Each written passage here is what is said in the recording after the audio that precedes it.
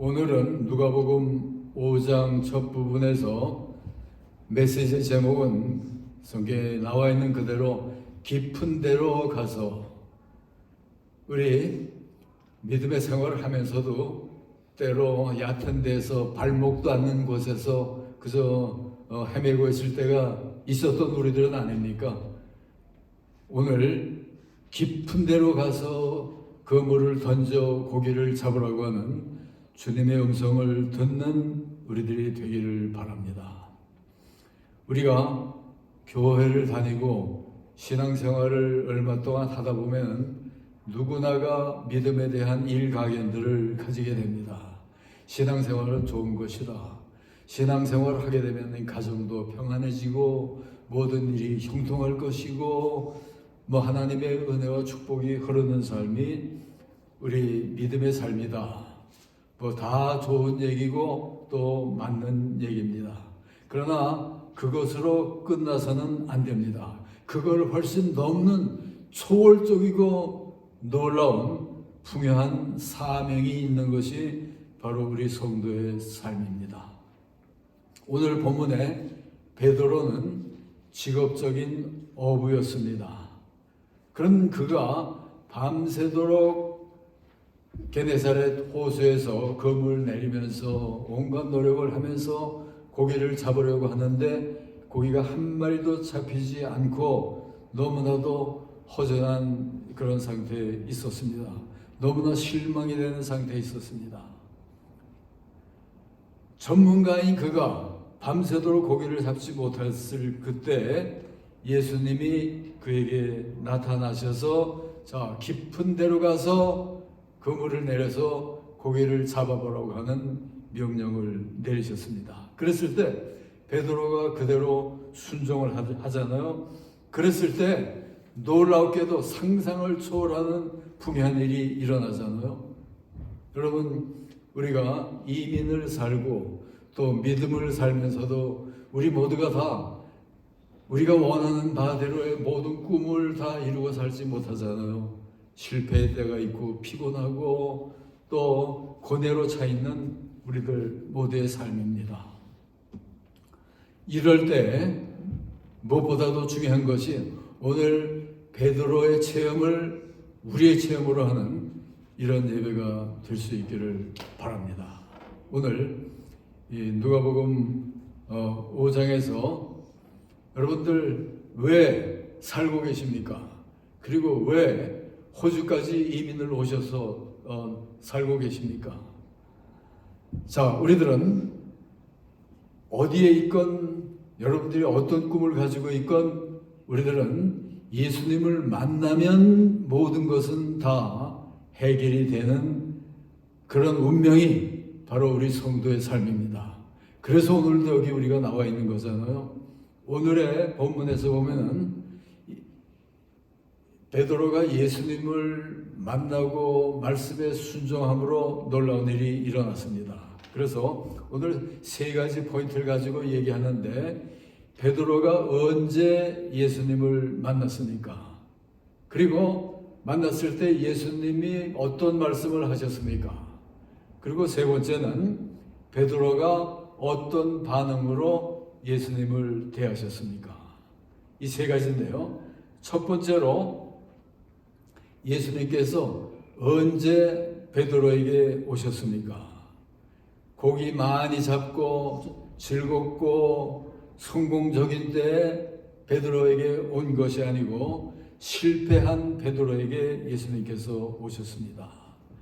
베데스다 연못가에 38년 된 병자 환자에게 예수께서 오셨고, 태어나면서부터 눈먼 자에게 예수님께서 찾아오셨고, 예수님께서 죽으신 다음에 실망하고 엠마오로 가던 제자들에게 예수님이 나타나셨습니다. 그리고는 동행하시고 위로하시고 용기를 주시고 그러면서 슬픔을 기쁨으로 바꿔주시던 것이 예수님께서 하시는 일이었습니다.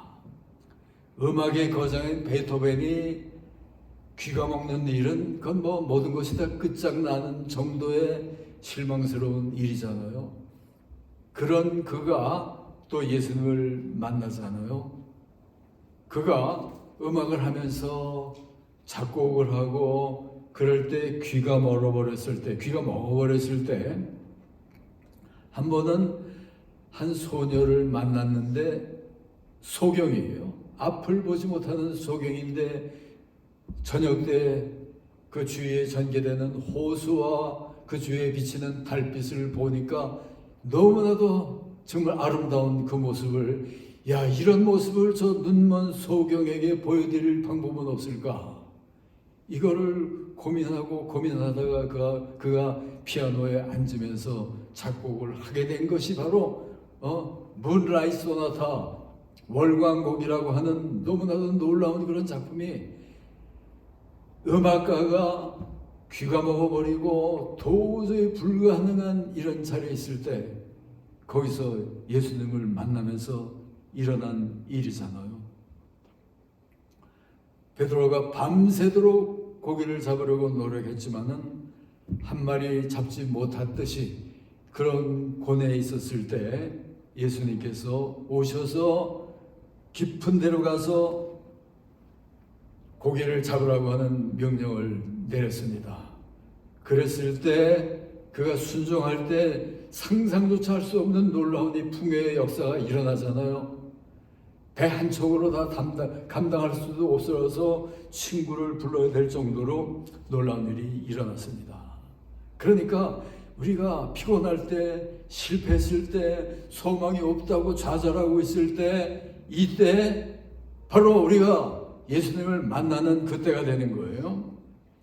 베토벤이 귀가 먹었을 때 그런 일이 일어났고, 페니 크로스비 같은 사람이 눈이 멀어버릴 때 우리 찬송가에 나오는 수십 개나 되는 많은 찬송이 바로 소경으로서 완전 절망 가운데 있는 그가 예수님이 나타났을 때 거기서 정말 믿음이 살아나고 찬양이 살아나고 작곡을 하게 되고, 그 이후에 수많은 사람들에게 이 정말 하나님의 은혜를 전하는 아름다운 이 찬양의 멜로디가 흘러나오게 만든 것이 바로 고난의 때, 눈이 멀어버릴 때 일어난 일이잖아요. 존 밀턴 역시 그가 눈이 멀어버릴 때 만들어낸 작품이 뭡니까?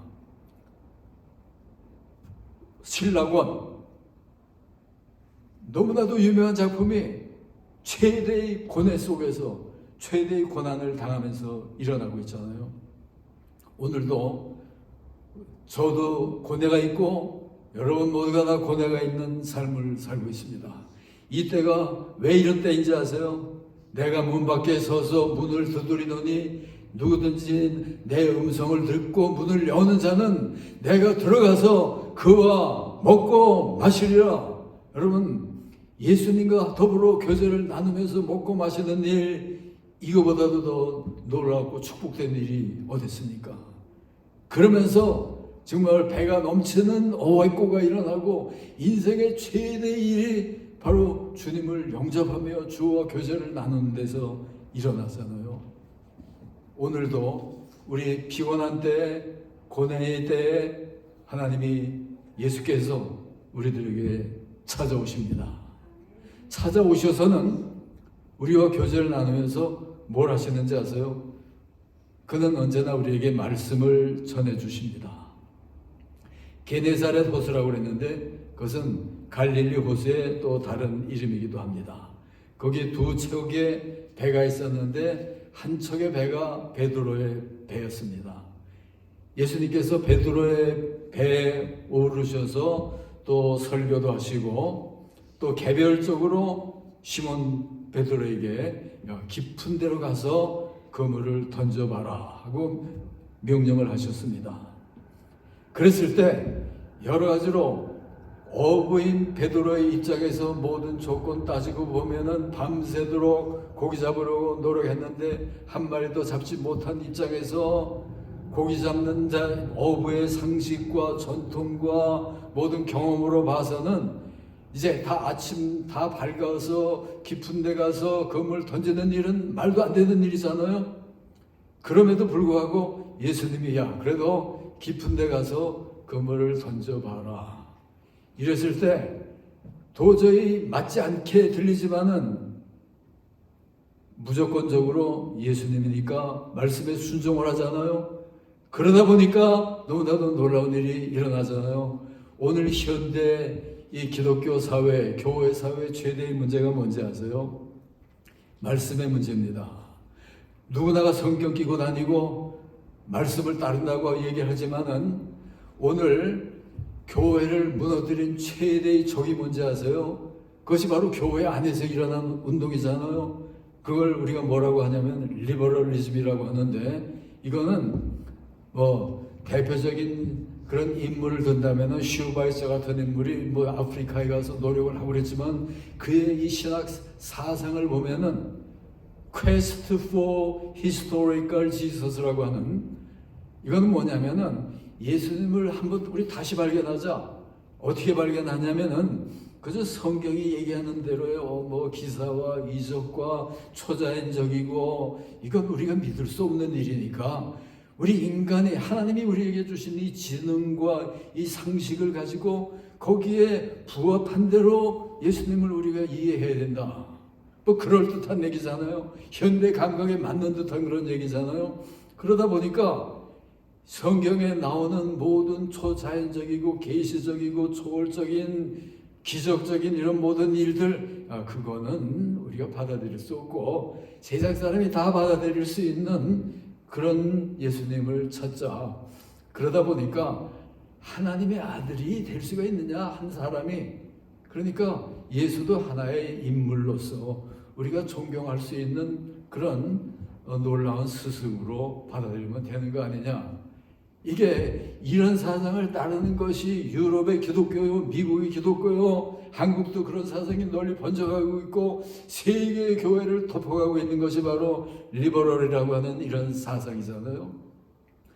그런 사람들이 하나님의 말씀에서 무엇을 받아들이겠습니까? 내 마음에 안 드는 건 그거는 우리가 받아들일 수 없는 거야. 그건 우화적인 거고 그냥 상징적인 거니까 우리가 받아들일 수가 없는 거니까 그저 우리가 받아들일 수 있는 거 받아들이고 살자. 그러다 보니까 교회가 어떻게 됐습니까? 제가 미국에 유학 가서 처음으로 어떻게 놀랐는지 아세요? 1년에 3,000개씩 교회가 문을 닫는다고 하는 거를 전도 선교학 시간에 배우게 되면서 제가 얼마나 충격받았는지 아세요? 그 다음에 몇 년이 지나고 나서 또 통계를 보니까 1년에 7,000개씩 막 교회가 문을 닫는다고 그래요. 그러니까 미국의 교회 숫자가 몇십만씩 돼가지고 교회가 넘치던 세대였는데 매년 몇천 개씩 교회가 문을 닫다 보니까 지금 완전히 삭막한 땅이 돼버리고 지금 미국의 대혼란이 교회가 문을 닫다 보니까 일어난 일이잖아요. 한마디로 얘기해서 하나님의 말씀을 그대로 받아들이지 않다 보니까 일어난 교회의 멸망이고 모든 개인 삶의 패퇴이고 이런 일들이 계속되잖아요. 이런 풍토에서 우리가 해야 될 일이 베드로처럼 세상이 아무리 그렇게 생각할지라도 이것이 예수님의 말씀이니까 우리들은 받아야 됩니다. 그러면서 순종하는 자세로 나아가는 것이 바로 우리들의 삶이에요. 록펠러가 최대의 재벌로 뜰 때 그는 실패자였잖아요. 실패자였지만은 그러나 그는 크리스천 가정이었으니까 한번 이 가운데 없는 것을 있게 하시는 이 하나님을 믿고 나가자. 그러면서 실패로 속아서 산 광산을 그대로 아무리 파도 금이 안 나오고 그런 상태에서 그래도 더 파자. 그래도 더 조금만 더 계속 파내다 보니까 금 대신에 펑 하고 기름이 쏟아져 나오면서 스탠다드 오일 회사가 되고 그러면서 재벌이 되고 그러면서 록펠러 가정이 되고 그러면서 너무나도 유명한 인물이 되잖아요. 그러니까 최대의 고뇌의 때, 실패의 때, 가장 피곤한 때, 그때 말씀 붙들고 일어나서 부르짖다 보니까 너무나도 놀라운 일이 일어나고 있잖아요. 한국에 한 어부가 돌아다니면서 간증을 하는 사람이 있는데요. 이 어부는 속초 출신의 고기 잡는 사람인데 잘 믿는 사람이었어요. 믿다 보니까 교회가 조금 성장해가면서 교회 건물을 지어야 되는데 자기가 교회를 사랑하면서 건축 헌금을 좀 하고 싶은데 좀 수입이 있어야지 하잖아요. 그래서 하나님께 계속 기도를 드린 거예요. 우리가 교회를 지어야 됩니다. 하나님이여 축복해 주시옵소서. 내 직업 위에도 고기도 좀 많이 잡혀서 돈을 좀 벌어서 헌금도 많이 할 수 있게 해 주시옵소서. 그런 기도를 열심히 뜨겁게 하다 보니까 하나님이 그 기도를 들으셨는데, 한 번은 고기를 잡으러 나가서 고기 잡는데 모든 다른 배들도 허탕을 치고 그러는 때인데 자기 배만이 아주 넘치도록 고기가 풍성하게 잡혔는데, 고등어 잡이를 하는데 4,980마리가 한꺼번에 잡혔대요. 야, 이거야말로 내 기도의 응답이구나. 그 기도의 응답이 아니고 뭐겠어요. 그러니까 우리가 어떤 상태에 있을지라도 진실하고 뜨거운 마음을 가지고, 사명을 가지고, 교회를 사랑하고 하나님을 사랑하는 마음을 가지고 믿음으로 일어나다 보면은 기도를 들어주시고 그대로 축복하시는 우리들의 하나님이잖아요. 하나님이 오늘도 우리에게 말씀하십니다. 좀 얕은 데서 깔짝거리지 말고 깊은 데로 가서 그물을 내려서 고기를 잡으라. 여러분들, 이런 어부들이 되시기를 주의 이름으로 축원합니다. 그 다음에 세 번째는, 그런 예수님의 말씀을 듣고 베드로가 어떤 반응을 보였습니까? 오늘 본문 5절에 보면은 시몬이 대답하여 가로되 선생님이여 우리들이 밤이 맞도록 수고를 하였으되 얻은 것이 없지만은 주의 말씀 그대로 우리가 깊은 데로 가서 그물을 내려 고기를 잡으리이다. 순종하기 어려운 그런 조건임에도 불구하고 순종하잖아요. 예수님은 목수잖아요. 목수가 어부에게 고기 잡는 방법을 가르쳐 주는데 받아들일 수 있는 거 아니잖아요. 그렇지만 목수로서의 주님만 본 것이 아니고 바로 이분은 특별한 분이구나 하는 것을 그가 깨닫기 시작을 하잖아요. 그래서 말씀에 의지해서 그물을 내리리이다. 그럴 때 무엇보다도 우리에게 믿음보다 중요한 것이 없잖아요. 믿음, 어떤 때도 믿음으로 나가는 겁니다. 믿어지지 않을 때, 믿을 수 없을 때 바로 우리가 믿음으로 일어나는 게 참 믿음이에요. 그 믿음대로 그대로 나가다 보면은 영접하는 자, 그 이름을 믿는 자들에게는 하나님의 자녀가 되는 권세를 주셨사오니, 여러분, 이거보다 더 크고 놀라운 일이 어디 있겠습니까? 누구의 자녀가 되느냐가 결국 우리의 운명을 결정하게 되잖아요.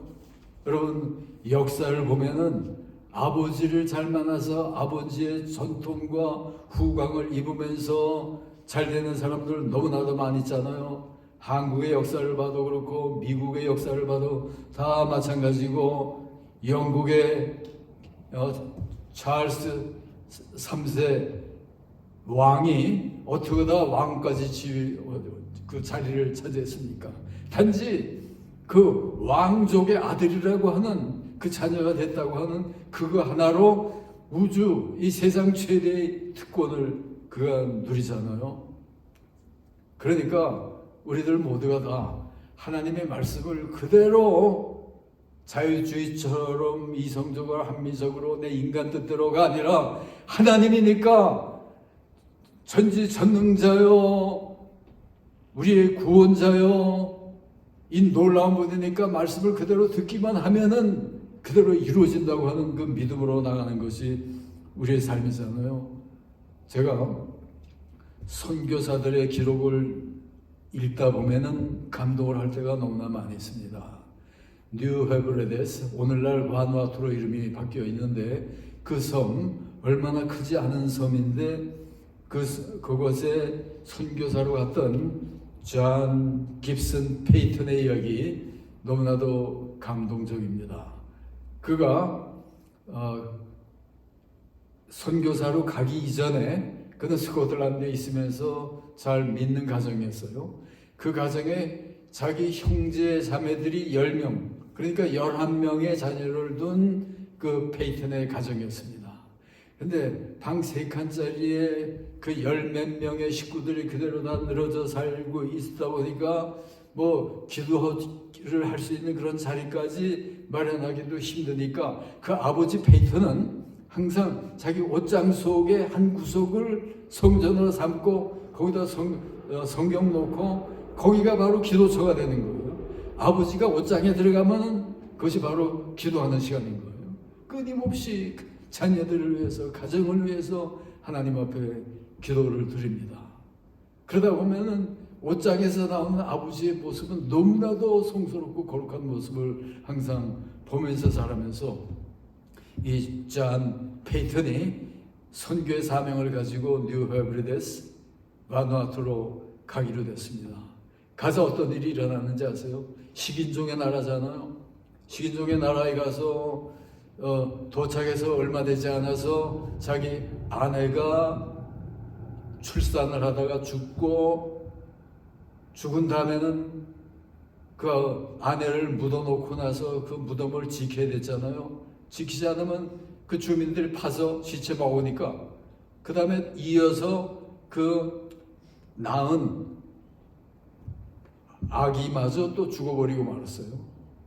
그러면 그런 다음에 또 묻어놓고 또 그 무덤을 지켜야지만 됐고, 그러나 그의 이 주님을 사랑하는 이 성교의 영혼을 사랑하는 이 마음만은 너무나도 뜨거웠거든요. 그래서 그런 사람 먹고 사는 식인종의 나라 그들을 복음화시키기 위해서 얼마나 기도하면서 하나님 바라보면서 노력하다 보니까 천사가 나타나기도 하고 죽을 뻔한 자리에서 그를 지켜주시기도 하고, 그가 복음을 전하던 섬 이름이 아니와라고 하는 적은 섬이었는데 그 이후에 그가 약 15년 동안을 그들 식인종들을 향해서 복음을 전하다 보니까 그들이 감동을 하고 나서 그가 15년 후에 그 자리를 떠날 때에는 모든 그 섬 사람들이 한 명도 빠지지 않고 다 주님을 영접하고 정말 구원을 체험한 놀라운 일이 일어난 것이 바로 존 페이턴 가정에서 일어난 일이잖아요. 그 아버지가 그 정도로 날마다 매달려서 하나님 앞에 기도를 하다 보니까 그런 아들이 태어나고 그런 아들이 선교하다 보니까 온 섬을 완전히 복음화시키는 놀라운 일을 이루는 그런 일이 바로 말씀에 순종하고 내가 그물을 내리리이다 이러면서 나아갈 때 일어나는 일이잖아요. 우리의 삶, 이민생활, 여러분들이 어떤 자리에 와 있건 우리가 해야 될 일은 오늘도 베드로에게 나타나셨던 주님 우리에게 나타나셨습니다. 우리에게도 말씀을 하십니다. 너희들 계속 그러지 말고 좀 깊은 데로 가서 그물을 던져서 고개를 잡으라. 산소만 교회가 깊은데 그물을 던지면서 놀라운 수확을 건지면서 부흥하는 우리 교회가 되기를 주의 이름으로 축원합니다. 하나님 감사와 영광을 돌립니다. 오늘 주의 음성을 듣습니다. 깊은 데로 가서 그물을 던져 고개를 잡으라. 하나님 그동안에 우리들의 모든 미약과 나태와 불성실을 하나님 용서해 주시고 우리가 회개하니 이제부터라도 더욱더 뜨겁게 매달려 기도하며 새 결심을 하며 주의 몸된 교회를 세워나가는 아버지 하나님이여, 새로운 하나님의 자녀들, 사명자들 우리들 모두가 되도록 하나님 우리들을 받아주시고 말씀해 주시고 변화시켜 주시고 사명 새롭게 해주시고, 그러면서 이 교회를 하나님의 약속대로 든든히 세워가며 승리하는 우리 산소와 교회 모든 성도들 다 되도록 하나님 인도하시고 축복해 주시옵소서. 이제는 우리 구주 예수 그리스도의 놀라우신 은혜와 아버지 하나님의 크시고 무한하신 사랑과 성령의 감화, 감동, 인도하시고 충만하심이 여기 모인 모든 성도들 그리고 이 주위의 모든 사람들 위에 이제부터 영원토록 함께 계실지어다. 아멘.